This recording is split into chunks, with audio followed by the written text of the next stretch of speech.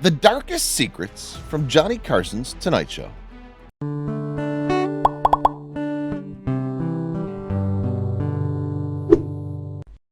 The Tonight Show starring Johnny Carson was unquestionably a classic.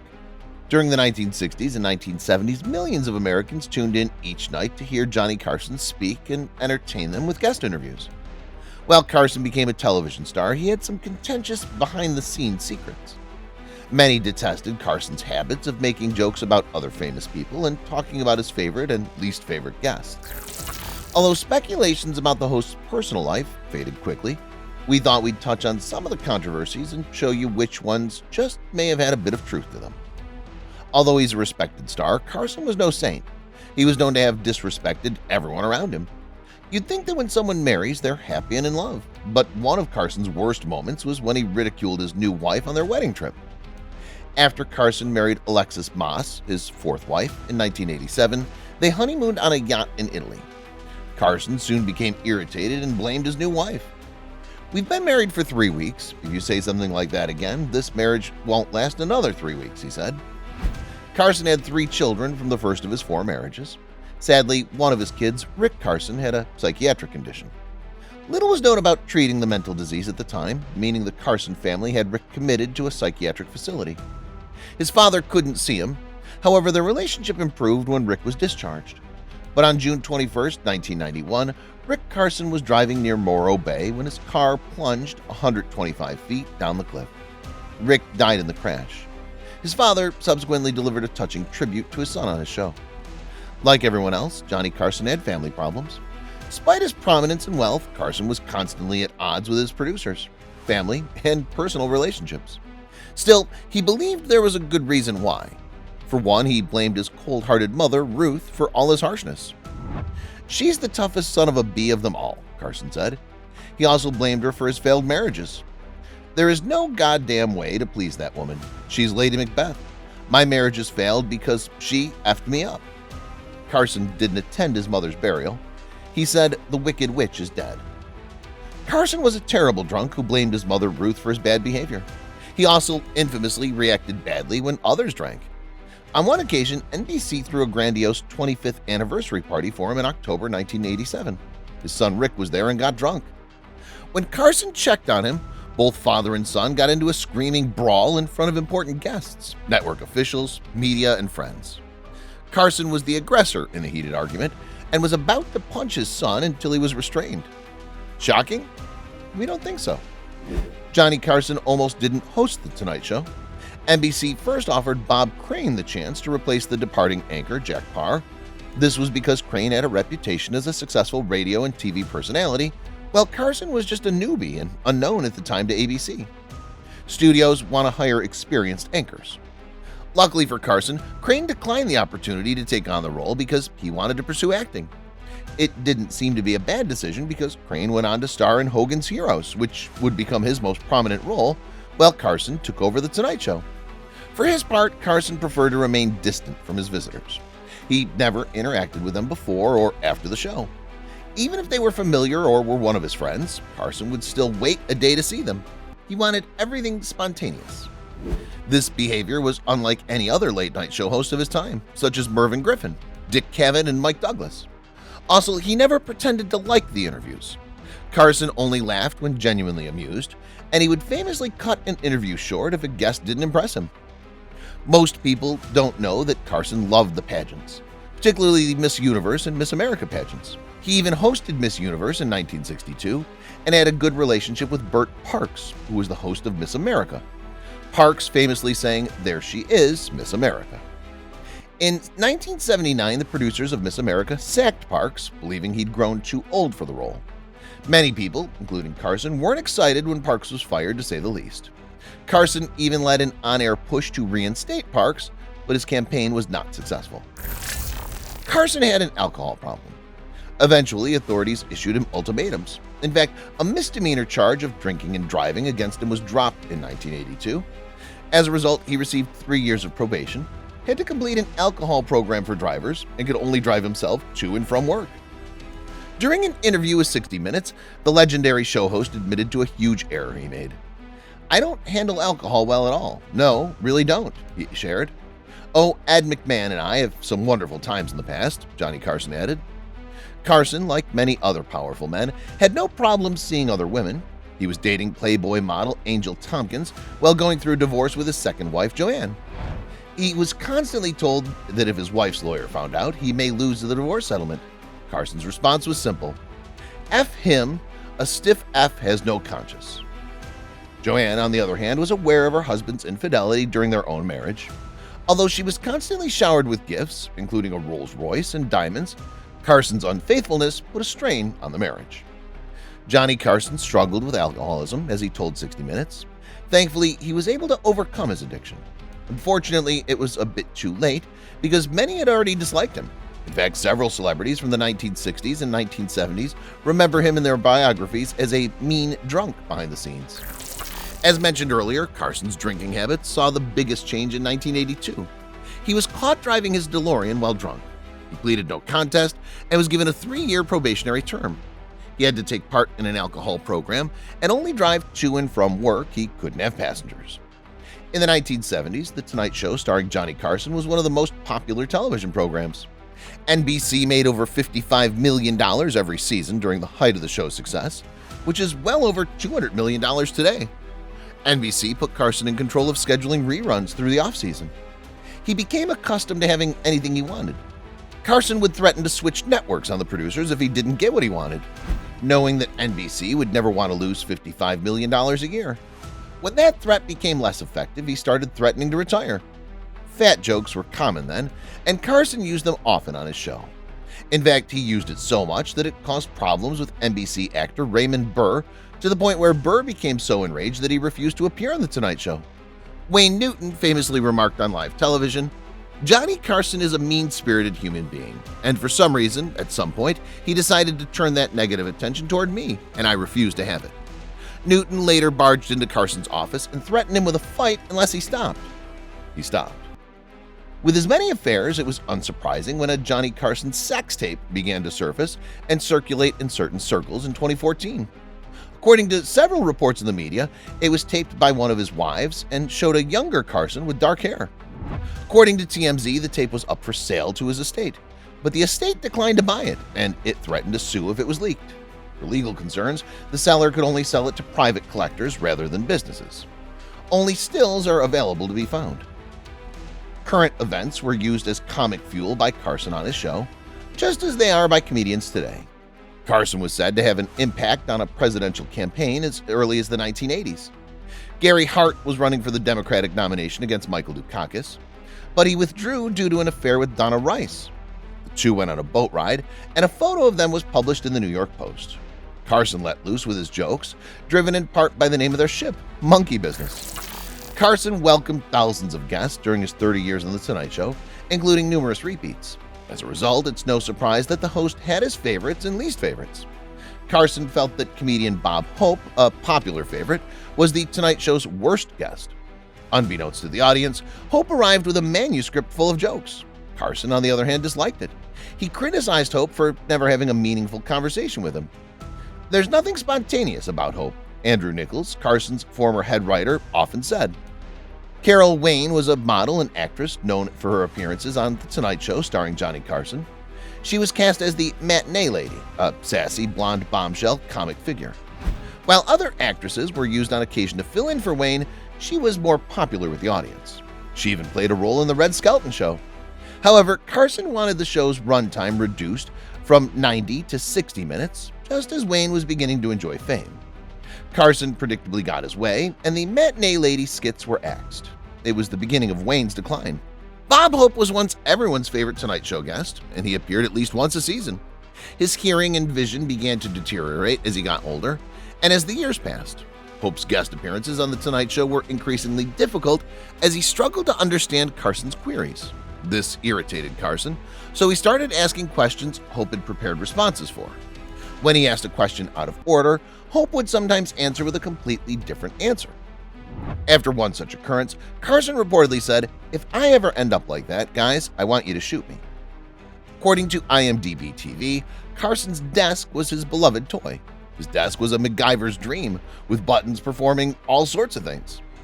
On the right of Johnny Carson's desk were controls to a weather machine that made the backdrop rain, snow, or cast a bolt of lightning. In addition, the show used subtitles for swear words, began broadcasting behind the live stream, so the show could dub over Carson or anyone else's profanity. So they started using nonsensical terms to swear. In one episode, Carson exclaimed, "Holy shit," but instead viewers heard him proclaim, "Holy Beluga." Carson planned to buy the Aladdin Hotel and Casino in Las Vegas in the early 1980s. However, a rival company led by singer Wayne Newton acquired the property before Carson could achieve his goal. Of course, the media flocked to the face-off between the two celebrities. Carson was furious when he was depicted as having lost the deal. So on The Tonight Show, he mocked Newton. He targeted Newton's manly image, which the singer had focused on for years. At the time, discussions about sexuality and masculinity were delicate. This sparked a high-profile rivalry between the pair. Tom Snyder hosted The Tomorrow Show, which followed The Tonight Show starring Johnny Carson on NBC. The Tomorrow Show was labeled as an electric Kool-Aid talk show that featured hippies and controversial figures like John Lennon. The show was a hit, inspiring Tom Snyder to create The Late Late Show. But not everyone liked the show. Carson openly despised Snyder in his show. Carson reportedly saw him as a no-talent bore. One time, many witnessed Carson on a rant at the popular Los Angeles cafe Chasen's about how much he loathed Snyder. Imagine if the world suddenly ran out of toilet paper. That'd be crazy, wouldn't it? In 1973, when Carson joked about a toilet paper shortage during his show, it caused a panic. As millions watched Carson portray the shortage as serious, panic buying of toilet paper erupted across America. Customers emptied shelves, triggering a shortage that went on for weeks. Also, retailers and producers had to ration toilet paper and wait till the panic subsided. The New York Times later labeled this a classic study of rumored dissemination. Carson apologized for the turmoil. Carson was enraged when former Tonight Show guests Joan Rivers and John Davidson got their own talk shows. He reportedly resented it and thought it was a betrayal to him. He felt they shouldn't immediately compete with The Tonight Show when they first guest hosted it. During the 1986-1987 season, Rivers' show on Fox competed with Carson's, but Rivers simply couldn't compete with the Late Night King, and her show was axed shortly after. But Carson felt the damage was done already. According to Rivers, once she got her own program, Carson stopped talking to her. The conflict between Rivers and Carson was only the beginning of their drama. Rivers claimed in her autobiography that she and Carson had an affair when she guest hosted The Tonight Show. And according to Rivers, that happened while she was still married to Edgar Rosenberg. Rivers refused to answer fans' numerous questions in her book. It would be interesting to know if Carson's exclusion of Rivers from his life was due to their personal relationship or her loyalty to the show. But unfortunately, we'll never find out, and one can never really tell with Carson.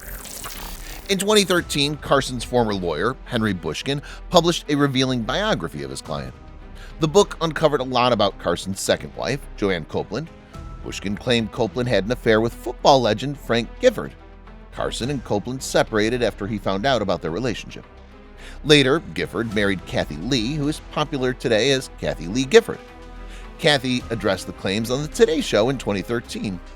In response to the claims, Frank responded, he couldn't remember, and then maybe. The couple married in 1986, 15 years after their relationship began. Sadly, Frank died in 2015, so there's no way to verify this allegation. Sometime after the popular toilet paper frenzy, a portable toilet chose a clever name that referenced the panic. In fact, the corporation called their portable toilets Here's Johnny. It was used to introduce Carson on The Tonight Show, hence it belonged to NBC and the host. So Carson sued the manufacturers of the Here's Johnny toilets, and after more than a decade of legal battle, the host claimed he had a right of publicity in that phrase. The Eastern District of Michigan U.S. District Court found that the corporation could not use the expression. Strangely, the corporation is still fighting for the name. In the 1990s, moody pop artist Morrissey was just beginning his career and got a spot on The Tonight Show. Unfortunately for guest Bill Cosby, the audiences at home and even in the studio tuned in to see Morrissey and not the two comedians. The joke was on who now? Worse, Morrissey's popularity was approaching Beatles-like obsession. During the course of the show, Carson's monologue sunk, and he clearly struggled with the younger audience. And Cosby, trying to change the stand-up to suit the younger audience, didn't work either. The pair were left frustrated by the youth of their time. From 1957 to 1962, Jack Paar co-hosted The Tonight Show before Johnny Carson. His tenure on the show was marred by controversy, including an interview with Fidel Castro and kicking an intoxicated Mickey Rooney off the show. Finally, NBC deleted a sexist remark that Paar made, which was the final straw. The following Monday, Paar abruptly exited the show right there during the broadcast. "I'm leaving The Tonight Show," Paar said in the middle of the show. "There must be a better way of making a living than this. You have been peachy to me always." Then he just walked away.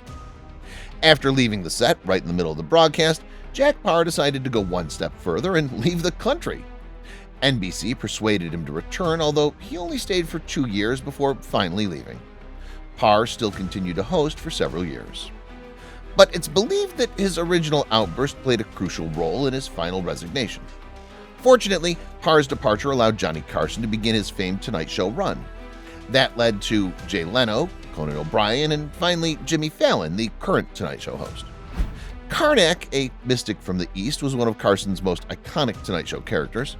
Carson introduced the character in 1964. Karnak would emerge from behind the curtains, clad in a turban and a cloak, to the sound of Indian music. Karnak would then stumble to the desk. Meanwhile, Ed McMahon would then introduce him by saying, "No one knows the contents of these envelopes, but you, in your mystical and borderline divine way, will ascertain the answers, having never before heard the questions. How interesting is to be considered one of the best with the answers." One rule most of us would agree on is, don't mess with Mr. Rogers. Carson performed a Mr. Rogers impression on one of his shows, except Carson was a bad Mr. Rogers who wanted kids to steal money from their parents to keep his program going. As one might expect, the real Mr. Rogers, Fred Rogers, was displeased. He thought that this was the opposite of what he wanted to achieve on Mr. Rogers' Neighborhood: love, kindness, and neighborly care. Carson later apologized to Mr. Rogers for mocking his character and for the skit's offensive nature. On May 22, 1992, more than 50 million people from all over the world tuned in to watch Carson's final Tonight Show. While on stage, Carson assured both the studio and television audiences that he was one of the luckiest people in the world. "I found something I always wanted to do, and I've enjoyed every single minute of," he said, with tears in his eyes. "I want to thank the people who have shared this stage with me for 30 years, Mr. Ed McMahon, Mr. Doc Severinsen, and you people watching. I can only tell you that it's been an honor and a privilege to come into your homes all these years and entertain you."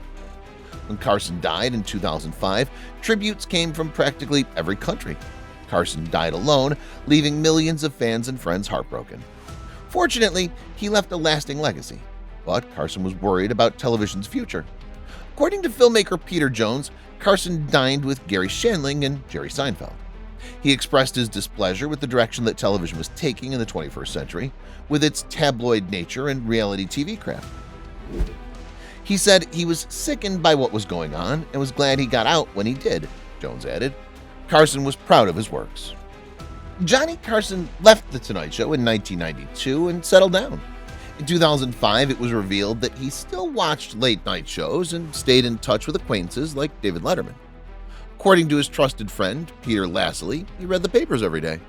He even still managed to come up with a lot of jokes. He also added that if Carson was still working, the jokes would have been in one of his monologues. Instead, the jokes went to Letterman, who would often use them in his own monologues. For several years, different accusations circulated that Johnny Carson was a perpetrator of sexual harassment against his female colleagues, as well as the guests during his time on The Tonight Show. Carson denied the allegations, and this could have meant the end of his career, but in the end, no lawsuits were filed. This was notably due to the passage of time and the fact that Carson had experienced lawyers on his side, a team who would bring down America just to keep their clients safe. While Carson's death eliminates the chance of direct justice, former guests have spoken out about their experiences. As part of her appearance on Watch What Happens live with Andy Cohen, Sally Field shared her memories of her time with Carson. In response to Andy Cohen's question on how she would define the relationship, Field responded with the phrase, "the octopus and the reluctant little guppy." Andy Cohen clarified, "He was all hands with you?" According to reports, the two dated, but Field stated that she was not at all interested in him. She just couldn't figure out a way to say no to him. Others rumored that it would be a relationship of convenience anyway. No video exists of Carson's first Tonight Show appearance. We would have definitely loved to see it. On October 1st, 1962, Carson was introduced by Groucho Marx, and his introduction and first monologue are photographed and recorded. "Don't go to Hollywood," Marx advised Carson in the first episode. One of the host's first jokes on the first episode was declaring, "I want my Nana." The oldest black and white video recording that still exists is dated November 1962. The oldest color recording of the show is from April 1964 and features guest Jake Ehrlich Sr. On Carson's farewell broadcast, Bette Midler and the talk show host sang an impromptu duet of "Here's That Rainy Day." She also sang "One for My Baby" and "One More for the Road," which made Carson cry. No footage of them across the set from each other has ever been shown. Her performance captivated the audience, and Midler, Carson, and special guest Robin Williams took a second bow when filming ended. Midler later recalled that appearance was one of her most emotional moments in life. We were struggling to hold back the tears too. Such awesomeness. Carson frequently had guest hosts for a week at a time when he was on vacation or wanted a night off. Harry Belafonte made history and hosted the show for a week in 1968. He was the first African-American to host any talk show. Belafonte hosted big-name guests, Robert F. Kennedy and Martin Luther King Jr. on April 2, 1979. Kermit the Frog headlined the show. Many of his Muppets co-stars came to support him. Among others, one was Frank Oz, who voiced Fozzie Bear and Animal. After his death in 2005, Carson's friends reflected on his impact. All of us who grew up with Johnny Carson had 3 decades in which to go to sleep with a smile on our faces. He loved to laugh, he loved to make you laugh, and he loved comedians and entertainers. Actor and comedian Steve Martin said. Martin continued, "His occasional touch of boyish naughtiness made America a sweet and kind place to be, and he, without a doubt, enriched our nation." Jay Leno, then the Tonight Show host, said, "No single individual has had as great an impact on television as Johnny. He was the gold standard."